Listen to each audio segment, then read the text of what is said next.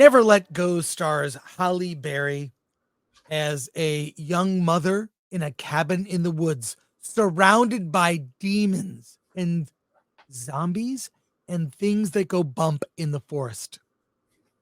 She has two young sons, and they are filled with the fear of what lies beyond. So much so that her character ties them to ropes. They can only go so far from the cabin. And when they've reached the end of the rope, they know they have reached the point of no return. They see creatures in the forest that could wipe them out, could kill them. As long as they stay in this perimeter, they are safe.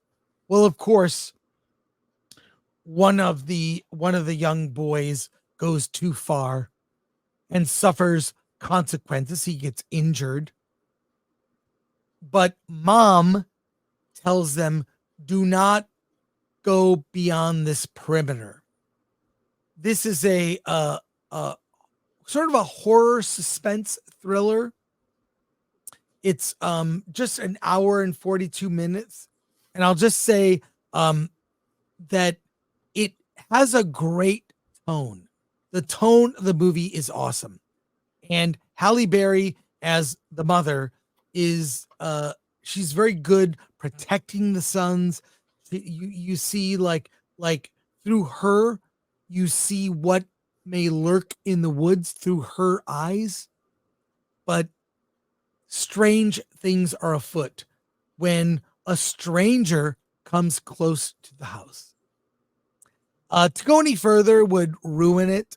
And this is kind of a like a very good episode of Twilight Zone, but I don't believe that what story is there, what little story is there, can really sustain for a whole hour 40 minutes. Unfortunately, I felt like this would be a good short film.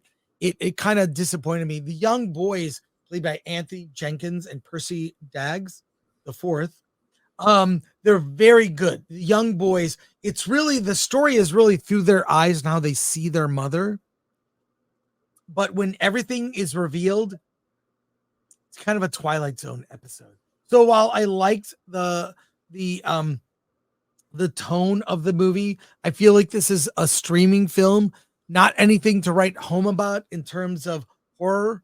There are better horror films out in theaters now. We talked about, The Substance, but it's fine to catch on streaming. It gets like maybe a 5.5 out of 10 for me. The main thing is the tone. Halle Berry and the young boys are great. It's really that script when you learn everything. For me, not a surprise, and ultimately disappointing. So there you go. 5.5 out of 10. An okay horror film that has a great cast, and really reached a great tone. Didn't we see this with The Watcher? I mean, it seems like this is very similar to The Watcher in that sense of like, yeah, you're stuck in this building and you can only go so far, and yeah. Well, it's different, but the young boys are very good, and Halle Berry I've always loved. Very good actress. She does more with this. She elevates it, right? But there are better horror films out there right now. It's fine. I mean, I would pop in and see it. You won't be, you'll be like, it's all right. But if you're at the theater, you've seen everything, go see it. I wouldn't say not. That's why I'd say bare recommend 5.5 to 6, in that range. But really like a Twilight Zone. Yeah. I mean, you just want a movie that's memorable, has something that you can talk about, but it doesn't have it. I literally saw this film a few weeks ago early, and like you're struggling to remember it.